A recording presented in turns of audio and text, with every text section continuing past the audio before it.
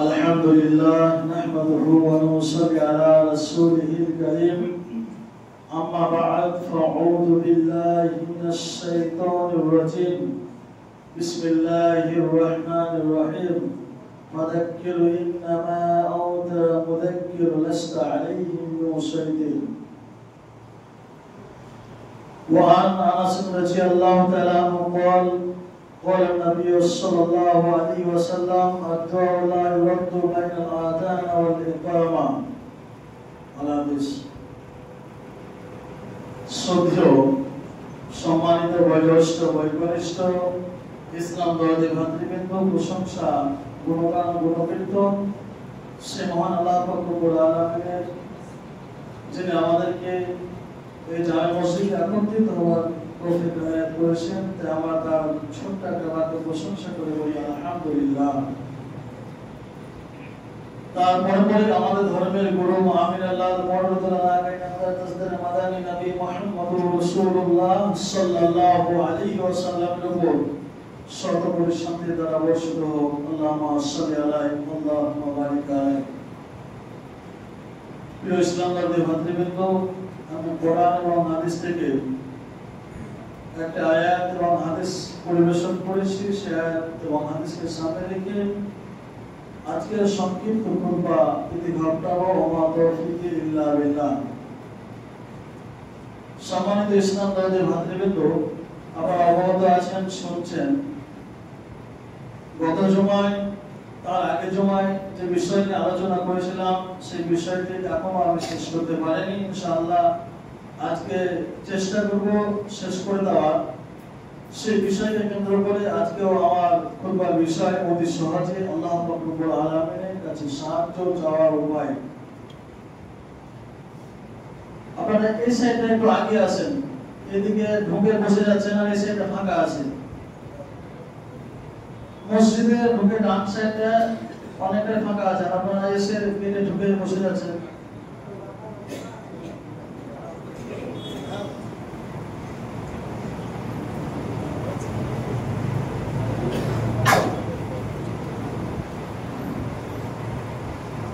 আমার বক্তব্যের বিষয় আপনারা সকলে অবগত হলেন, তাই আমি আর এদিক ওদিক না করে সরাসরি আমি চলে যাই আমার বক্তব্যের দিকে, বিষয়ের দিকে।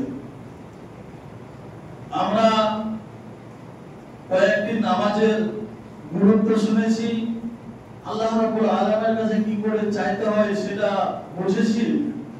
আরো কিছু পন্থা অবলম্বন করলে অতি সহজে আল্লাহ রাব্বুল আলামিনের কাছে আমরা সাহায্য পেয়ে যাব। কিছু সময় রয়েছে, কিছু আমল রয়েছে, ইনশাআল্লাহ আজিজ আপনাদের সামনে আলোচনা করি। আমরা তাহাজ্জুদের নামাজ সম্পর্কে অবগত হয়েছি, ফজরের পূর্বে যে দুই রাকাত সুন্নাত, এই সুন্নাত সম্পর্কে অবগত হয়েছি। এবার আমি সরাসরি আসি চাঁদের নামাজ সম্পর্কে। আমরা অনেক মানুষ এই চাঁদের নামাজ শতকরা 10টা মানুষ হয়তো জানে যে চাঁদের নামাজ বলে কোনো জিনিস রয়েছে। অনেক মুসল্লি রয়েছে আমরা যারা এই নামাজ সম্পর্কে অবগত নাই। যাই হোক, যেটা বলছিলাম চাঁদের নামাজ, এই নামাজ অত্যন্ত একটা গুরুত্বপূর্ণ নামাজ সালাত। এই নামাজ বলে মানুষের প্রচুর উপকার হয়, দুনিয়াবী উপকার এবং পরকালের যে একটা উপকার রয়েছে, জীবন রয়েছে, সেই জীবনের উপকার এই নামাজের মধ্যে পাওয়া যায়। আল্লাহ নবী সাল্লাল্লাহু আলাইহি ওয়াসাল্লাম বলেছেন, وعن انس رضي الله تعالى عنه قال قال النبي صلى الله عليه وسلم من صلى الفجر في جماعة। আনাস রাদিয়াল্লাহু তাআলা আনহু বর্ণনা করেন, নবী সাল্লাল্লাহু আলাইহি ওয়াসাল্লাম বলেছেন, মান সাল্লাল ফজর ফি জামাতিন, অর্থাৎ যে ব্যক্তি ফজরের নামাজ জামাত সহিত পড়লো, জামাতের সহিত ফজরের নামাজ আদায় করলো, ইয়াযকুরুল্লাহ, জামাতের নামাজ পড়ার পরে আল্লাহর জিকির আজকারে মশগুল থাকলো কতক্ষণ পর্যন্ত? হাত্তা তাতলু আশ-শামস, সূর্য ওঠা পর্যন্ত। তাহলে হাদিসটা কি বুঝলাম? আল্লাহ নবী সাল্লাল্লাহু আলাইহি ওয়াসাল্লাম বলেছেন, যে ব্যক্তি ফজরের নামাজ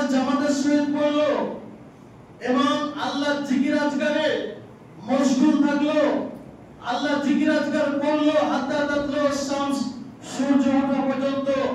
সুম্মা সাল্লা রাকাতাইন, সূর্য উঠে যাওয়া কমপ্লিট হয়ে যাওয়ার 5 থেকে 10 মিনিট পরে 2 রাকাত নামাজ পড়লো। আল্লাহ রাসূল সাল্লাল্লাহু আলাইহি সাল্লাম বলেছেন কানাত লাহু কাজরাতুন, আল্লাহ রাসূল সাল্লাল্লাহু আলাইহি সাল্লাম বলেছেন এই 2 রাকাত নামাজের মূল্য, এই 2 রাকাত নামাজের দাম রাসূলুল্লাহ সাল্লাল্লাহু আলাইহি সাল্লাম যেটা দিয়েছেন সেটা হচ্ছে কানাত লাহু কাজরিন হাজ্জাতিন ওয়া উমরাতিন। আল্লাহ রাসূল সাল্লাল্লাহু আলাইহি সাল্লাম বলেছেন কোন ব্যক্তি যদি ধৈর্য সহকারে ফজরের নামাজ 2 রাকাত পড়ে সূর্য ওঠা পর্যন্ত আল্লাহ জিকির আজকার করে ওখানেই বসে, তাহলে বলছেন তার সওয়াব পাবে কোন ব্যক্তি কবুলকৃত হজ এবং উমরার সমান। বলে আলহামদুলিল্লাহ। একজন ব্যক্তি বর্তমান সময়ে হজ করতে গেলে 5 লাখ টাকা খরচা হয়, তারও বেশি করে হয়ে যায়। উমরা করতে গেলে সবচেয়ে কম 70,000 টাকা খরচা হয়, তারও আনুষঙ্গিক বেশি হয়, কম বেশি এগুলো হয়ে থাকে। কিন্তু একটা মানুষ বলতে পারবে না যে আমি 5 লাখ টাকা খরচা করে হজ করলাম, আমি 1 লাখ টাকা খরচা করে উমরা করলাম, এই উমরা করার পরে আমার এটা কবুল হলো কিনা এটা সে বলতে পারে না, এটা সে অধিকার রাখে না। কিন্তু আল্লাহ রাসূল সাল্লাল্লাহু আলাইহি সাল্লাম বলেছেন যদি কোনো ব্যক্তি ফজরের নামাজ পড়ে আল্লাহ জিকির আজকারে মশগুল থাকে ওই স্থানে বসে, এখানে একটা জিনিস আমাদেরকে মাথায় রাখতে হবে, ওই স্থান থেকে কিন্তু হটা যাবে না। যেখানে আপনি ফজরের নামাজে জামাত করলেন ওখানেই আপনাকে বসে থেকে আল্লাহ জিকির আজকার করে আল্লাহ রাসূল বলেছেন যদি 2 রাকাত চাষের নামাজ পড়ে নেয় তাহলে পূর্ণ হজ কবুলকৃত হজের সমান নেকি এবং কবুলকৃত উমরার সমান নেকি বলা হয়েছে। আল্লাহ রাসূল সাল্লাল্লাহু আলাইহি ওয়াসাল্লাম বলেন ওয়াকাল নবী সাল্লাল্লাহু আলাইহি ওয়াসাল্লাম তামাতিন তামাতিন তামা, অর্থাৎ পূর্ণ হজ পূর্ণ উমরা, পূর্ণ হজ পূর্ণ উমরা। একটা মানুষ হজ করে যে পূর্ণ নেকিটা পায় ওই নেকি তার আমলনামাতে লিপিবদ্ধ করা দেওয়া হবে। বলে আলহামদুলিল্লাহ। তাহলে কতটুকু আমল, কতটুকু ইবাদত? ফজরের নামাজ পড়ে সূর্য ওঠা পর্যন্ত এইটুকু ইবাদত জিকির আজকারে মসজিদ থেকে 2 রাকাত নামাজের আপনার ছুটি, তাহলে এতটা আল্লাহর কাছে দামি আমল আপনার দাঁড়াতে হবে। আল্লাহ রাসূল সাল্লাল্লাহু আলাইহি সাল্লাম আরেক হাদিসের মধ্যে বলেছেন ইজা সাল্লাল ফজর ফি জামাতিন ফি মুসাল্লা হাত্তা তাতলু শামস। আল্লাহ রাসূল সাল্লাল্লাহু আলাইহি সাল্লামের জীবনে রেকর্ড ছিল যে আল্লাহ রাসূল সাল্লাল্লাহু আলাইহি সাল্লাম কখনো উঠতেন না সূর্য ওঠা পর্যন্ত। হাত্তা তাতলু শামস মানে আল্লাহ নবী সাল্লাল্লাহু আলাইহি সাল্লাম ওই মুসাল্লাতে বসে থাকতেন যতক্ষণ পর্যন্ত সূর্য না উঠতেন। তাহলে এটা আল্লাহ নবীর জীবনের একটা কালচার। আল্লাহ নবী যে কর্ম করেছেন, কাজ করেছেন, যদি আমরা কেউ করি এটা একটা আমাদের আল্লাহ নবীর সুন্নাত হিসেবে আমরা সেদিকে একটা নেকি পেয়ে নেব। আর আরেকটা আপনাকে বলি, যদি কোনো ব্যক্তি নামাজ পড়ে ওই স্থানে যতক্ষণ বসে থাকবে আল্লাহ রাসূল সাল্লাল্লাহু আলাইহি সাল্লাম বলেছেন ফেরেশতারা তার জন্য মাগফিরাতের দোয়া করতে থাকে। আপনি আসরের নামাজ পড়লেন 15 মিনিট ওই স্থানে বসলেন, 15 মিনিট পর্যন্ত ফেরেশতারা আপনার জন্য মাগফিরাতের দোয়া করতে থাকে যে আল্লাহ এই ব্যক্তিটাকে তুমি কি করো, ক্ষমা করো, maaf করো। আজ আমরা নামাজ পড়ছি অনেক মানুষ ঠিকই, কিন্তু সালাম ফেরা হয়ে গেলে মানুষ ছুটপটে লেগে যায় যে আমি কখন মসজিদ থেকে বাইরে বেরাবো। আমাদের উচিত হবে এই ছোট ছোট আমলগুলোকে করে আমাদের বেশি আপনার নেকি অর্জন করার যে পথ আল্লাহ রাসূল সাল্লাল্লাহু আলাইহি সাল্লাম বলে গেছেন সেই দিকে লক্ষ্য রাখা, সেই নেকিগুলোকে অর্জন করা। তাহলে আমাদের উচিত হবে যে আমরা নামাজি, নামাজ পড়ি, এই সমস্ত আমলগুলো করে নেকি অর্জন করা। এবার আসি সালাতুল হাজাত। আমরা আল্লাহ রাব্বুল আলামিনের কাছে সাহায্য পাওয়ার আরেকটি নামাজ হচ্ছে সালাতুল হাজাত। তৎক্ষণিক আল্লাহ রাব্বুল আলামিনের কাছে উপকার পাওয়া, আল্লাহ রাব্বুল আলামিনের কাছে সাহায্য পাওয়া। আমরা জানি হযরত ইব্রাহিম আলাইহিস সালামের জামানাতে আল্লাহ হযরত ইব্রাহিম আলাইহিস সালাম এবং তার বিবি সারাকে নিয়ে একটা স্বৈরাচারী বাদশার এলাকাতে ঢুকেছিল। আমরা সকলে অবগত আছি, জানি সেই স্বৈরাচারী বাদশার কাছে গিয়ে সেই স্বৈরাচারী বাদশা তাদেরকে আটক করলো। আটক করার পরে ইব্রাহিম আলাইহিস সালামকে বলল, হে ইব্রাহিম, এই তোমার পাশে যে মহিলাটা আছে এই মহিলাটাকে আপনাকে একটি কথা নক করেনি। ইব্রাহিম আলাইহিস সালামের যে স্ত্রী ছিলেন সারা, সময়কার যুগে অত্যন্ত সুন্দরী একজন মহিলা ছিলেন। সেই অত্যাচারী বাদশা তাদেরকে দেখে বললে যে একে আটক করতে হবে। আর ইব্রাহিম আলাইহিস সালামকে বললেন এটা তোমার কে? তখন ইব্রাহিম আলাইহিস সালাম বলেন এটা হচ্ছে আমার বোন। তার কারণ বোন বললে হয়তো ছাড়া যদি পেতে পারে সেজন্য তাকে বোন বলেছিলেন। এবং ইব্রাহিম আলাইহিস সালাম সারা আলাইহিস সালামকে বলেছিলেন এ সারা তুমি আমার স্ত্রী। এটা সবাই জানে আমি সেই বাদশাকে জুলুম অত্যাচারী বাদশাকে বলেছি তুমি আমার বোন, আমাকে তুমি মিথ্যা প্রমাণ করিও না। এটা কাকে বললেন? তার স্ত্রী সারাকে বললেন। এরকম ঘটনা হয়ে যাওয়ার পরে সেই অত্যাচারী বাদশা তার স্ত্রীকে ঘরে নিয়ে চলে গেল। তার স্ত্রীকে ঘরে নিয়ে যে এবার ব্যভিচার করবে, তার উপর অত্যাচার করবে, এমন তো অবস্থায় তার স্ত্রী তৎক্ষণাৎ সেই বাদশাকে অত্যাচারী জুলুমকারী বাদশাকে বলল আপনি অবশ্যই দাঁড়িয়ে যান, আমার কিছু কাজ রয়েছে। আমার কিছু কাজ মানে তখনই সারা আলাইহিস সালাম কি করলেন? চট করে দুই রাকাত সালাত আদায় করলেন। এটাকে বলা হয় সালাতুল হাজাত, মানে সঙ্গে সঙ্গে আল্লাহ রাব্বুল আলামিনের কাছে সাহায্য চাওয়ার একটা নামাজ হচ্ছে সালাতুল হাজাত। আপনি একটা খোলা ময়দানে বিপদে পড়েছেন, আপনার কোনো উপায় হচ্ছে না, আপনি চট করে সালাতুল হাজাত শুরু করেন, আল্লাহর তরফ থেকে সাথে সাথে আপনার উপরে আল্লাহ রাব্বুল আলামিনের সাহায্য নেমে আসবে। কি বললেন? সারা আলাইহিস সালাম নামাজ পড়ে আল্লাহর কাছে তিনটা কথা বলেছিলেন। হে আল্লাহ, আমি তোমাকে আল্লাহ বলে বিশ্বাস করি। হে আল্লাহ, আমি তোমাকে আল্লাহ বলে স্বীকার করে নিয়েছি এবং তোমার নবী ইব্রাহিম আলাইহিস সালামকে আমি নবী বলে স্বীকার করেছি। এই কথা যদি সত্য হয় আমি তোমাকে আল্লাহ বলেছি, এই কথা বলে যদি সত্যি হয় আমি ইব্রাহিমকে নবী বলে স্বীকার করেছি। এই কথা যদি সত্যি হয় এবং আমি আমার লজ্জাস্থান আমি আমার স্বামী ইব্রাহিম ছাড়া পৃথিবীর কোনো মানুষকে দেখাইনি, এটা যদি সত্য হয়ে থাকে আল্লাহ তুমি আমাকে এই জালেম এই জুলুমকারী শাসক থেকে তুমি আমাকে রক্ষা দান করো। যেমনি সারা আলাইহিস সালাম এই দোয়া করলেন, সাথে সাথে সেই অত্যাচারী জুলুমকারী বাদশা অজ্ঞান হয়ে গেল। সাথে সাথে রেজাল্ট আপনারও হবে। আপনি যদি ওইরকম ইবাদত ওইরকম আমল করতে পারেন আপনারও আল্লাহ পাক রব্বুল আলামিন সাথে সাথে রেজাল্ট আপনাকে দেবে। আরেকটা আপনাকে বলি, সালাতুল হাজাতের উদাহরণস্বরূপ জুরাইজের ঘটনা আমরা অনেকে শুনেছি। জুরাইজ একটা আপনার একজন আবেদ ছিলেন। নবী সাল্লাল্লাহু আলাইহি ওয়াসাল্লামের জামানার পূর্বে জামানা ছিল, তখন খুবই আল্লাহ ভীরু আল্লাহ অত্যন্ত আল্লাহ প্রিয় মানুষ ছিলেন। সেই আপনার তার পুরো ঘটনা বলছি না, শেষ ঘটনা বলি। জুরাইজ একজন এমনই আল্লাহ বিরোধী ছিলেন, সে বন জঙ্গলে গিয়ে ইবাদত করতে লাগলো। তার একটা অন্যায় হয়েছিল, মানুষ তাকে কি করলো মেরে ধরে ঘর বাড়ি সব ভেঙে দিল। চট করে জুরাইজ ইসলাম কি করেছিলেন?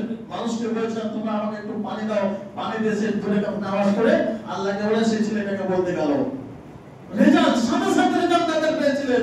এই সালাতুল হাজাত যদি আমরাও করি অবশ্যই আমরাও সেই আল্লাহ পাক রব্বুল আলামিনের সাহায্য এখন আল্লাহ পাক রব্বুল আলামিন আমাদেরকে সাহায্য করবেন।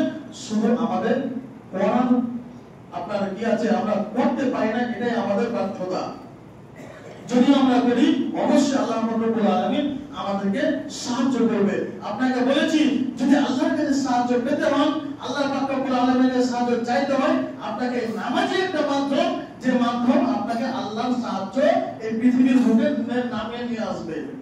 তাই বলছিলাম আরেকটি শর্ত আপনাদেরকে বলি, সালাতুল ওযু অর্থাৎ ওযুর দুই কাজ নামাজ সালাত।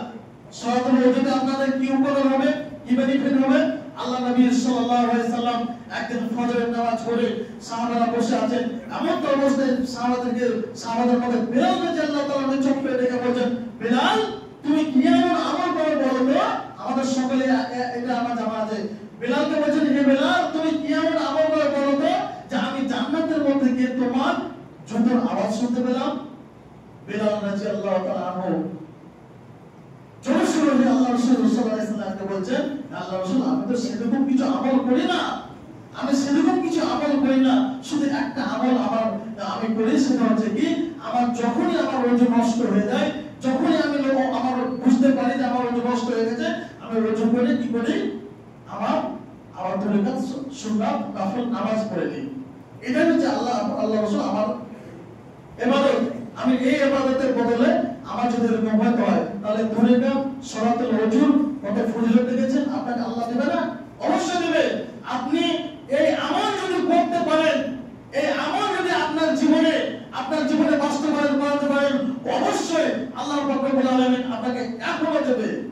সন্ত্রাস থেকে যেটা আমরা বৃষ্টির জন্য চাই, আমরা সন্ত্রাস থেকে আজকে পড়ার নিয়ম কারণ কিছুই জানি না, আমরা সন্ত্রাস থেকে যেটা জরুরি ধোয়া আমরা সবাই জানি, যেগুলো মেঘ হয় না, মেঘ চাওয়ার জন্য আমরা যেটা নামাজ পড়ি সন্ত্রাস থেকে আমরা করলে আল্লাহ রাব্বুল আলামিন আমাদেরকে দেবে। কিন্তু দুর্ভাগ্য বাবা, আজকে আমরা এত সহজ সহজ কিছু আমল থাকার পরেও আমরা দুনিয়ার মধ্যে অন্যায় অশ্লীল অপরাধ কাজের মধ্যে নিমজ্জিত, আমরা অন্যায় অশ্লীল কাজের মধ্যে চলে ফিরে বেড়াচ্ছি। আপনাকে বলি আরেকটা একটা আমল দোয়া কবুল হওয়ার আরেকটা একটা সময় আপনাকে বলে দিই। আল্লাহ রাসূল সাল্লাল্লাহু আলাইহি ওয়াসাল্লাম বলেন, আনাস রাদিয়াল্লাহু তাআলা আনহু قال قال النبي صلى الله عليه وسلم الدعاء لا يرد بين الاذان والاقامه। আপনার দোয়া কবুল হচ্ছে না, আপনাকে একটা সময় বলে দিই। আল্লাহ রাসূল সাল্লাল্লাহু আলাইহি ওয়াসাল্লাম আবু হুরায়রা রাদিয়াল্লাহু তাআলা বর্ণনা করেন, নবী করিম সাল্লাল্লাহু আলাইহি ওয়াসাল্লাম বলেছেন الدعاء لا يرد بين الاذان والاقامه।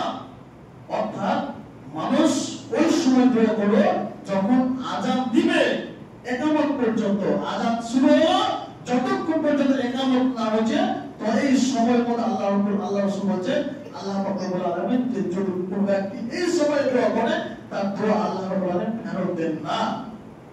কোনদিন করেছেন? আমাদের নিয়ম জানি না, কোনদিন করেছেন? আমরা করি না। তাহলে সময়টা কখন বললাম?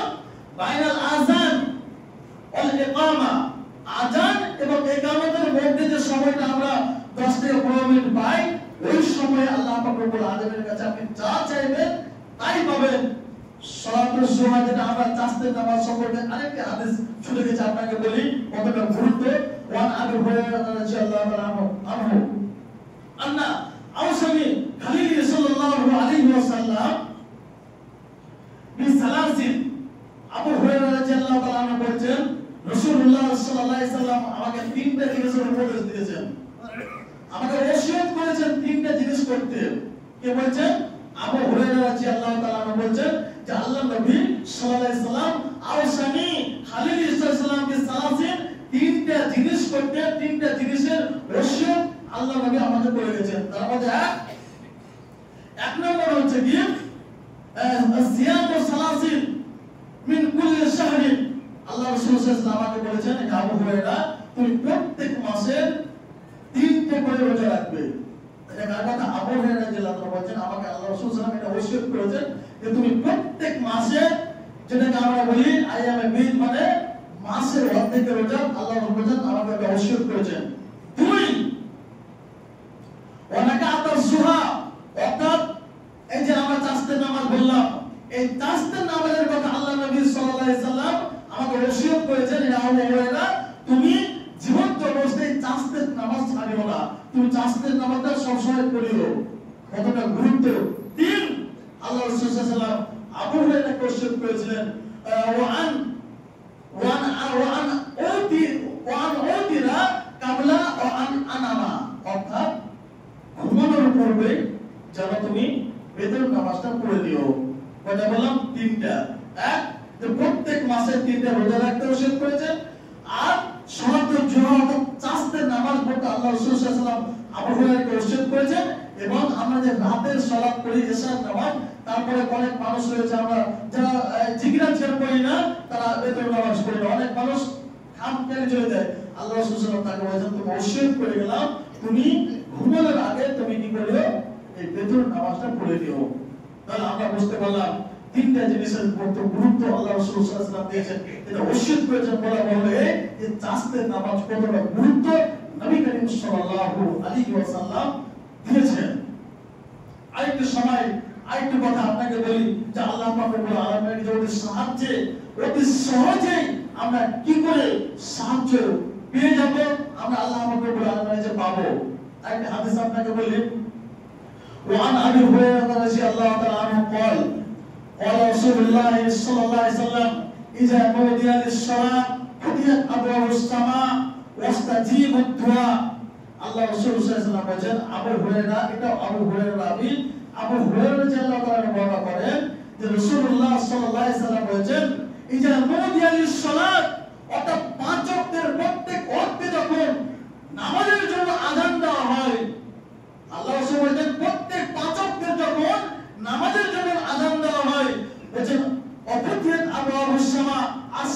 দরজাকে খুলে দেওয়া হয়, আসমানের দরজাকে আপনার খুলে দিয়ে বলেন কি ফাস্তাজিবু লাহু, তখন ওই সময় যদি কোনো ব্যক্তি দোয়া করে যে আল্লাহ আমার অমুক জিনিস দরকার, আমার এই জিনিস দরকার, আল্লাহ রাব্বুল আলামিন রাসূল বলেন তখনকার দোয়া আল্লাহ রাব্বুল আলামিন কবুল করেন। বলে আলহামদুলিল্লাহ। এই যে সময়, এগুলো বেশি সময় নয়। আজান কখন নয়? আমরা আসর জোহরের আজান 12টায় দিই, আসরের আজান আমরা 3:15। এই যে সময়গুলোর কথা আল্লাহ রাসূল বলেছেন খুব গুরুত্বপূর্ণ সময়, যেগুলো অতি সহজে, অতি নিকটে আপনি আল্লাহকে পেয়ে যাবেন, আল্লাহর সাহায্য আপনি পেয়ে যাবেন। এর প্রমাণ আজ থেকে নিয়ে 1450 বছর পূর্বে নবী করিম সাল্লাল্লাহু আলাইহি ওয়াসাল্লামের জামানাতে আমরা দেখে এসেছি। সাহাবাদের কর্মে, নবীদের কর্মে আমরা দেখছি তারা সাহায্য পেয়েছেন, আমরাও পাবো। আপনাকে বলি, ছোট্ট একটা কথা বলে আমার বক্তব্য শেষ করে দেব। আজকে বর্তমান সময়ে আমরা তো ইবাদত আল্লাহ রাব্বুল আলামিনের করি না, এটা আমাদেরকে স্বীকার করতে হবে। যারা একটু ইবাদত করি তাও তার মধ্যে গোলমাল রয়েছে। আমরা যারা 5 ওয়াক্ত কিছু মানুষ সাথে নামাজ পড়ি, দেখবেন তার দাড়ি নাই, দেখবেন আমরা সবই ঠিক আছে, 5 ওয়াক্ত নামাজ পড়ি, ভিতরে কার্যক্রম দখল করে বসে আছে। এই যে সমস্ত পাপাচারে লিপ্ত কেন জানেন? আপনাকে বলি, আল্লাহ রাসূল বলেছেন রাসূলুল্লাহ, পৃথিবীর বুকে একটা প্রাণী রয়েছে যার কোনো অনুভূতি নেই। পৃথিবীর বুকে একটা প্রাণী রয়েছে যার অনুভূতি নেই, বাকি সমস্ত প্রাণীর অনুভূতি রয়েছে। একটা গরু, আপনি চড়াতে যাবেন, আপনারা সবাই জানেন, গরু মাঠে চড়াতে যাবেন, কোনো জায়গায় দেখবেন খুব সুন্দর ঘাস হয়ে আছে, সেই ঘাসগুলোকে যদি আপনি খাওয়াতে যান, খুব সুন্দর লাগছে ঘাস হয়ে আছে, আপনি খাওয়াতে যাবেন, খাবে না। কেন? তার ভিতরে গোবর ভরা রয়েছে। ওই সুন্দর ঘাস হওয়ার কারণ কি? ভিতরে গোবর রয়েছে, সার গোবর। ওই জন্য ওই গরুটাতে ঘাসটা খাবে না। কিসের জন্য? ওই গরুর অনুভূতি রয়েছে যে এখানে গোবর রয়েছে। একটা গরু আমরা কুরবানির সময় দেখি, অনেক সময় যেখানে গরুকে আমরা জবাই করি পশুগুলো, ওখানে গরু ছাগল নিয়ে খুব কষ্ট হয় আমাদের, হয় না? খুব কষ্ট হয়। কেন? তার অনুভূতি রয়েছে। কিন্তু পৃথিবীর মধ্যে একটা প্রাণী রয়েছে যার অনুভূতি নাই। সেটা কি জানেন? সেটা হচ্ছে শুয়োর। শুয়োর এমন একটা প্রাণী যার অনুভূতি নেই। তাকে মুখে নেবে, তাকে খারাপ জিনিস নেবে, যা দিবেন তার কোনো অনুভূতি নেই, সব খেয়ে নেবে। আর একটা কথা বলি, পৃথিবীতে একটাই প্রাণী আছে যেটা সবচেয়ে বেশি অনুকরণ করতে পারে। কি জানেন?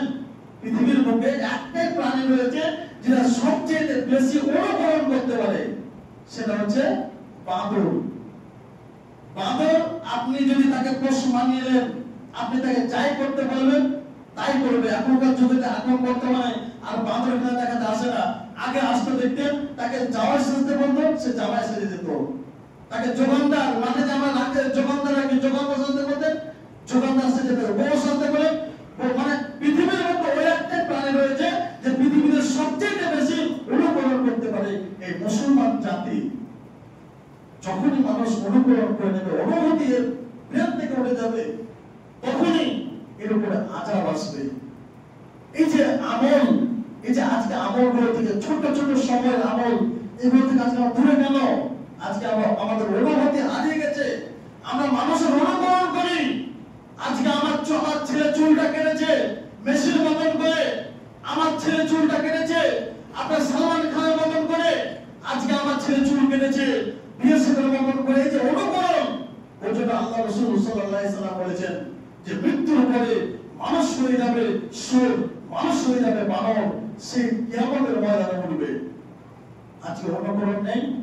আজকে একটা বাঁদর যে অনুকরণ করতে পারে, সেই ঠিক আপনার ছেলে সেরকম অনুকরণ করবে। আপনার ছেলেকে একটা গেঞ্জি কিনে দিলে পিঠে লেখা আছে 7, এত বড় করে 7 লেখা আছে, বুঝতে পারছেন? নামাজে যদি সে ছেলেটা দাঁড়ায়, তাহলে যে পেছনে থাকবে তার নামাজে মনে হবে না। এত বড় করে 7 লেখা আছে। সে কেউ কার অনুকরণ করেছে? সে কিন্তু অনুকরণ করলো, নামাজ পড়ছে ঠিকই, কিন্তু সে একজনের অনুকরণ করে মসজিদের মধ্যে এসে নামাজ পড়তে। যাই হোক, বলছিলাম আমাদের ইবাদত বান্দেগি করতে হবে। যদি আমরা এগুলো না করি তাহলে আমাদের অবস্থা কি হবে আমরা সকলে অবগত আছি। এর পূর্বে থেকে যদি পূর্বে সকলে আমরা জানি ভবিষ্যতে কি হবে আল্লাহ পাক রব্বুল আলামিন সবচেয়ে ভালো জানেন।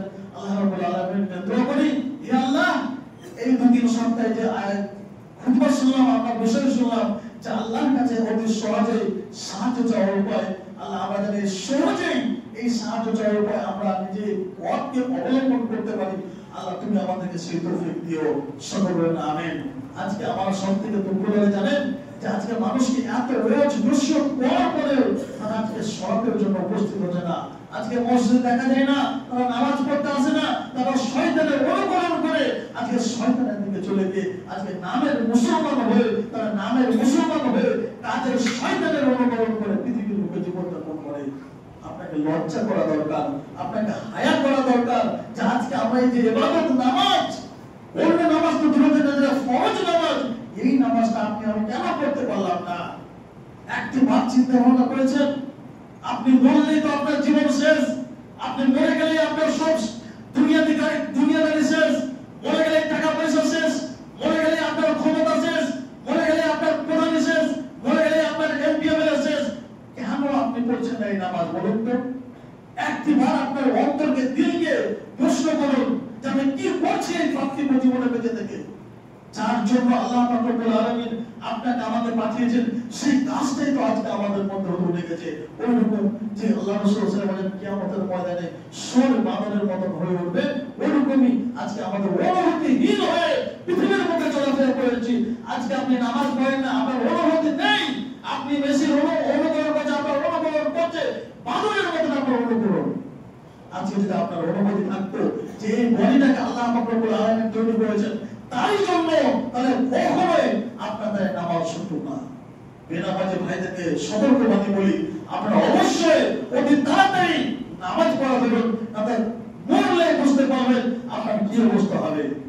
আজকে আপনার স্ত্রী বিবি বাচ্চাদের খুব খুশি তো, খুব আরামে আছেন, খুব মজা লাগছে, আপনি শুধু মনে দেখেন আপনার কতটা আরাম, কতটা মজা আপনার বেরিয়ে যাবে। আজকে ওই স্ত্রীকে খুশি করার জন্য নামাজ পড়লেন না, আজকে খুশি করার জন্য আপনার জুমার খুতবার গুরুত্ব দিলেন না, আপনি বরং বুঝতে পারবেন কত ধানে কত চাল। আল্লাহ রাব্বুল আলামিন যে দোয়া করি, আল্লাহ আমাদের প্রত্যেকটা মানুষকে তুমি 5 ওয়াক্তের নামাজ পড়ার তৌফিক দান করিও, সকলে আমিন। হে আল্লাহ রাব্বুল আলামিন, যারা আমরা নামাজ পড়তে পারছি না, শয়তানের অনুসরণ করছি, আল্লাহ তুমি আমাদেরকে হেদায়েত করো, আমরা যেন খুব তাড়াতাড়ি তোমার রাস্তায় চলে আসতে পারি, এই তৌফিক আল্লাহ তুমি আমাদেরকে দিও, সকলে আমিন। এখান থেকে আজকের খুতবা শুরু করেছি। ওয়া আলাইনা ইলাল বারাক। আল্লাহুম্মা সাল্লি আলা মুহাম্মাদ ওয়া আলা মুহাম্মাদ কামা সাল্লাইতা আলা ইব্রাহিম ওয়া আলা আলি ইব্রাহিম ইন্নাকা হামিদুম মাজিদ। আল্লাহুম্মা বারিক আলা মুহাম্মাদ ওয়া আলা আলি মুহাম্মাদ কামা বারাকতা আলা ইব্রাহিম ওয়া আলা আলি ইব্রাহিম ইন্নাকা হামিদুম মাজিদ। সুবহান রাব্বিকা রাব্বিল ইজ্জাতি আম্মা ইয়াসিফুন ওয়া সালামুন আলাল মুরসালিন ওয়াল হামদুলিল্লাহি রাব্বিল আলামিন।